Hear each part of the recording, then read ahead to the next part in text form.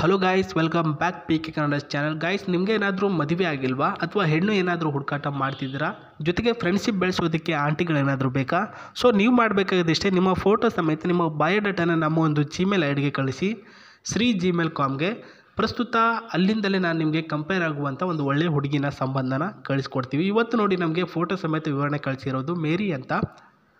ಇವರು ಬಂದುಬಿಟ್ಟು ಕ್ರಿಶ್ಚಿಯನ್ ಜನ ಆಗಿರ್ತಾರೆ ಸ್ನೇಹಿತರೆ. ವಯಸ್ಸು ಬಂದು 28 ವರ್ಷ ಪ್ರಾರಂಭ ಆಗಿರುತ್ತೆ. ಆ್ಯಂಡ್ ಕೆಲಸ ಕೂಡ ಕಂಪ್ನಿ ಒಂದರಲ್ಲಿ ಸಿಸ್ಟಮ್ ವರ್ಕ್ ಕೂಡ ಇವರು ಮಾಡ್ತಾ ಇರ್ತಕ್ಕಂಥದ್ದು. ಸ್ಯಾಲ್ರಿ ಬಂದುಬಿಟ್ಟು ತಿಂಗಳಿಗೆ 20,000 ರೂಪಾಯಿ ಕೂಡ ಸಿಗ್ತಿದೆ ಸ್ನೇಹಿತರೆ. ಯಾರು ಪ್ರಸ್ತುತ ದುಡಿದ್ಬಿಟ್ಟು ನಾನು ಕೆಲಸದಲ್ಲಿ ಇದ್ದೀನಿ, ನನ್ನನ್ನು ಮದುವೆ ಆಗೋದಕ್ಕೆ ಹುಡುಗ ಬೇಕು ಅಂತ ಯಾರು ಆಫರ್ ಕಳಿಸಿರ್ತಾರೆ, ಪ್ರಪೋಸಲ್ ಕಳಿಸಿರ್ತಾರೆ, ಅವ್ರನ್ನ ಬೇಗ ಮದುವೆ ಆಗಿ. ಯಾಕಂದರೆ ಮುಂಬರುವ ದಿನಗಳಲ್ಲಿ ಅಂಥ ಚಾನ್ಸ್ ಯಾರಿಗೂ ಕೂಡ ಸಿಗಲ್ಲ. ನಾನು ಒಂಟಿಯಾಗಿದ್ದೇನೆ, ಪ್ರಸ್ತುತ ಕೆಲಸಕ್ಕೆ ಹೋಗೋದು ಬರೋದು ಎಲ್ಲನೂ ಕೂಡ ಒಂಟಿತನ ಆಗಿಬಿಟ್ಟಿದೆ. ಒಬ್ಬ ಒಳ್ಳೆಯ ಹುಡುಗ ಇದ್ದರೆ ಹೇಳಿ ಅಂತ ಹೇಳಿರೋದು. ತಂದೆಯವರು PT ಸರ್ ಅಂತೆ, ಅಮ್ಮನವರು ಮನೆಯಲ್ಲಿ ಗೃಹಿಣಿ ಆಗಿರೋದು ಅಂತ ಮಾಹಿತಿ ಕೊಟ್ಟಿದ್ದಾರೆ ಸ್ನೇಹಿತರೆ, ನೋಡ್ಕೊಳ್ಬೋದು. ಇದು ಅವರ ಮೇರಿ ಅವರ ಪಿನ್ ಟು ಪಿನ್ ಮಾಹಿತಿ ಡೀಟೇಲ್ಸ್ ಆಗಿರುತ್ತೆ. ಆ್ಯಂಡ್ ಇವರ ಹೆಚ್ಚಿನ ಮಾಹಿತಿ ನೋಡ್ಕೊಳ್ಳೇಬೇಕು. ಜೊತೆಗೆ ಹುಡುಗ ಯಾವ ರೀತಿ ಇದ್ದಾನೆ ಅಂತ ಅನ್ನೋದ್ರ ಬಗ್ಗೆನೂ ಕೂಡ ನೋಡ್ಕೊಳ್ಳೇಬೇಕು. ಬನ್ನಿ ಈ ಕಡೆ ನೋಡ್ಕೊಂಬರೋಣ. ಆ್ಯಂಡ್ ಫೋಟೋ ನೋಡ್ಕೊಂಬಿಡಿ ಗೈಸ್. ಮೊದಲನೇದಾಗಿ ನನ್ನ ಸರಿ ತಪ್ಪುಗಳನ್ನು ತಿದ್ದಿಕೊಂಡು ನೋಡುವಂತಹ, ಜೊತೆಗೆ ಅದನ್ನು ಸರಿ ಮಾಡಿಕೊಂಡು ಹೋಗುವಂತಹ ಒಬ್ಬ ಹುಡುಗ ಆಗಿರಬೇಕು. 1ನೇ ಪಾಯಿಂಟಲ್ಲಿ ಹೇಳಿರೋದು. ಇವರು ಏನು ಮಾಡ್ತಿದ್ದಾರೆ ಏನಿಲ್ಲ ಅನ್ನೋದ್ರ ಬಗ್ಗೆ ಅವರಿಗೆ ಅರಿವಿಲ್ಲಂತೆ. ನೀವೇ ಆ ಮೂಲಕ ಸರಿ ತಪ್ಪುಗಳನ್ನು ತಿದ್ದಿಕೊಂಡು ನೋಡ್ಕೊಂಡು ಹೋಗ್ಬೇಕಂತೆ. ಪ್ರಸ್ತುತ ನನಗೆ ಮದುವೆ ಆಗುವಂಥವರ ಓದಿರ್ತಕ್ಕಂಥ ಹುಡುಗ ಆಗಿರಬೇಕು, ಜೊತೆಗೆ ಕೆಲಸ ಕೂಡ ಮಾಡ್ತಿರಬೇಕು.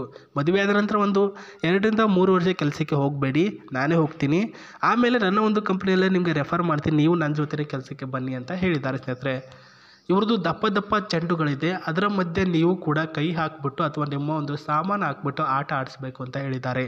ರಾತ್ರಿ ಸಮಯದಲ್ಲಿ ಕೆಲಸದಿಂದ ಮನೆಗೆ ಬಂದ ತಕ್ಷಣ ಈ ರೀತಿಯಾಗಿ ಮಾಡಬೇಕು ಅಂತ ಹೇಳಿರೋದು. ಮೊದಲನೇ ರಾತ್ರಿಯ ದಿನದಂದು ಈ ರೀತಿಯ ಎಲ್ಲ ರೀತಿಯ ಸುಖಗಳನ್ನು ಕೊಡಬೇಕು. ಹುಡುಗ ಸ್ವಲ್ಪ ಎತ್ತರವಾಗಿ ದಪ್ಪವಾಗಿರಬೇಕು, ವೈಟಾಗಿ ಕೂಡ ಇರಬೇಕು ಅಂತ ಹೇಳಿದ್ದಾರೆ ಸ್ನೇಹಿತರೆ. ಸೊ ಇದರಲ್ಲಿ ಒಂದು 4 ಪಾಯಿಂಟ್ಗಳಲ್ಲಿ ನೀವು ಸೆಲೆಕ್ಷನ್ ಆದರೆ ಸಾಕು. ಸೊ ಮೇಲಿಂದು 2, 3, 4 ಇದೆ ಅಲ್ವಾ, 4ರಲ್ಲಿ ಒಂದು 3ರಲ್ಲಿ ಸೆಲೆಕ್ಷನ್ ಆದರೆ ಅಷ್ಟೇ ಸಾಕು ಅಂತ ಹೇಳಿರೋದು ಸ್ನೇಹಿತರೆ. ನಾನು ವೈಯಕ್ತಿಕವಾಗಿ ಹೇಳ್ತೇನೆ. ಆ್ಯಂಡ್ ಅದೇ ರೀತಿಯಾಗಿ ಇವರು ಸುಮಾರು 2 ವರ್ಷದಿಂದ ಕೆಲಸ ಮಾಡಿಬಿಟ್ಟು ಏನು ಸಂಪಾದನೆ ಮಾಡಿದ್ದಾರೆ ಅಂದರೆ, ಒಂದು ಕಾರ್ ಸಂಪಾದನೆ ಮಾಡಿರ್ತಾರೆ, ಒಂದು 2 BHK ಒಂದು ಸುಂದರವಾಗಿರ್ತಕ್ಕಂಥ ಮನೆ ಕೂಡ ಸಂಪಾದನೆ ಮಾಡಿರ್ತಾರೆ. ಅವರ ಮನೆ ಹೆಂಗಿದೆ ಅಂತ ನಾನು ತೋರಿಸ್ತಾ ಹೋಗ್ತೀನಿ. ಯಾಕಂದರೆ ಪ್ರಸ್ತುತ ಸೊ ಯಾರೇ ಆಗಿರಲಿ ಅವ್ರ ಹತ್ರ ಏನು ಆಸ್ತಿ ಇದೆ ಅನ್ನೋದ್ರ ಬಗ್ಗೆ ಗಮನ ಕೊಡಬೇಕಾಗಿರುತ್ತೆ ಸ್ನೇಹಿತರೆ. ಆ್ಯಂಡ್ ಇಲ್ಲಿ ನೋಡ್ಕೊಳ್ತಿರ್ಬೋದು ಅವ್ರ ಹತ್ರ ಇರ್ತಕ್ಕಂತಹ ಸುಂದರವಾಗಿರ್ತಕ್ಕಂತಹ ಒಂದು ಕಾರು. ಆ್ಯಂಡ್ ಅದೇ ರೀತಿಯಾಗಿ ಒಂದು 2 BHK ಮನೆ ಇದೆ. ಅದು ನೀವು ಡೈರೆಕ್ಟಾಗಿ ಭೇಟಿ ಆದಾಗಲೇ ಅವರು ತೋರಿಸ್ತೀನಿ ಅಂತ ಹೇಳಿರೋದು ಸ್ನೇಹಿತರೆ. ಸೊ 2 BHK ಒಂದು ಮನೆ ಅಂದರೆ ಮಿನಿಮಮ್ 15ರಿಂದ 20 ಲಕ್ಷ ರೂಪಾಯಿ ದುಡ್ಡು ಕೂಡ ಖರ್ಚಾಗಿರುತ್ತೆ. ಸೊ ಖರ್ಚು ಏನು ಮಾಡಬೇಕು ಇವರು? ಖರ್ಚು ಅಂದರೆ ತಂದೆ ತಾಯಿಯವರು ದುಡಿದ್ಬಿಟ್ಟು ಎಲ್ಲ ಕೂಡ ಇಟ್ಟಿದ್ದಾರೆ, ಕೊಡ್ತಾರೆ ಖರ್ಚಿಗೆ ಮತ್ತು ಸಂಸಾರಕ್ಕೆ. ಇವರ ಒಂದು ಸ್ಯಾಲ್ರಿ ಇವರ ವೈಯಕ್ತಿಕ ಒಂದು ಪರ್ಸನಲ್ ಆಗಿರ್ತಕ್ಕಂಥ ಯೂಸ್ಗೆ ಖರ್ಚಾಗುತ್ತೆ ಸ್ನೇಹಿತರೆ. ಹಾಗಾಗಿನೇ ದುಡ್ಡು ಸೇವ್ ಆಗಿದೆ, ಅದ್ರ ಬಗ್ಗೆ ಅಂತ ತಲೆ ಕೆಡಿಸ್ಕೊಳ್ಳೋ ಅವಶ್ಯಕತೆ ಇಲ್ಲ. ಸೊ ನೋಡ್ಕೊಳ್ಳಿ, ಈ ಒಂದು ಕಾರು ಕೂಡ ಅವ್ರ ಹತ್ರ ಇದೆ ಸ್ನೇಹಿತರೆ. ಈ ರೀತಿ ಆಫರು, ಈ ರೀತಿ ಪ್ರೊಫೈಲ್ಗಳು ನಿಮಗೆ ತುಂಬ ಅಂದರೆ ತುಂಬ ಬರ್ತಾ ಹೋಗ್ತವೆ. ಅದರಲ್ಲಿ ಇದು ಬಂದುಬಿಟ್ಟು ತುಂಬ ಬೆಸ್ಟ್ ಆಫ್ ಬೆಸ್ಟು. ಯಾಕಂದರೆ ಒಂದು 20,000 ರೂಪಾಯಿ ಕೆಲಸದಲ್ಲಿ ಇರ್ತಕ್ಕಂತಹ ಒಂದು ಹುಡುಗಿ, ಜೊತೆಗೆ ಒಂದು ಕಾರು ಇರ್ತಕ್ಕಂಥ ಒಂದು ಹುಡುಗಿ, ಪ್ರಸ್ತುತ ಒಂದು ಹುಡುಗನ ಹುಡುಕಾಟ ಮಾಡ್ಕೊಂಡು ಬಂದಿದ್ದಾರೆ ಅಂತಂದರೆ ನೀವೇ ಥಿಂಕ್ ಮಾಡಿ. ಇವರು ಬಂದುಬಿಟ್ಟು ಎಷ್ಟೊಂದು ಲಾಯಲ್ ಪರ್ಸನ್ ಆಗಿದ್ದಾರೆ, ಎಷ್ಟೊಂದು ನಿಷ್ಠೆಯಿಂದ ಇದ್ದಾರೆ ಅಂತಂದ್ಬಿಟ್ಟು. ನಿಮಗೆ ಈ ಒಂದು ಪ್ರೊಫೈಲು ಜೊತೆಗೆ ಇವರು ಇಷ್ಟ ಆಗಿದ್ದರೆ ನಿಮ್ಮ ಮಾಹಿತಿಗಳನ್ನು ತಪ್ಪದೇ ಕಮೆಂಟ್ ಬಾಕ್ಸಲ್ಲಿ ತಿಳಿಸ್ಬೇಕು. ಯಾವ ರೀತಿಯಲ್ಲಿ ಅಂದರೆ ನಿಮ್ಮ ಫೋಟೋ DPಯಲ್ಲಿ ಇರಬೇಕು. ಆ್ಯಂಡ್ ನಿಮ್ಮ ಊರು, ನಿಮ್ಮ ಹೆಸರು, ನಿಮ್ಮ ನಂಬರ್ಗಳನ್ನು ನಮ್ಮ ಒಂದು ಕಮೆಂಟ್ ಬಾಕ್ಸಲ್ಲಿ ತಪ್ಪದೇ ಮೆನ್ಷನ್ ಮಾಡಬೇಕು. ಖುದ್ದಾಗಿ ಪ್ರತಿಯೊಂದನ್ನು ಚೆಕ್ ಮಾಡ್ತಾರೆ ಅವರು. ಓಕೆನಾ, ನನಗೆ ಇವರು ಓಕೆನಾ, ಇವನು ಓಕೆನಾ ಅಂತಂದ್ಬಿಟ್ಟು ಪ್ರತಿಯೊಂದು ಚೆಕ್ ಮಾಡಿ.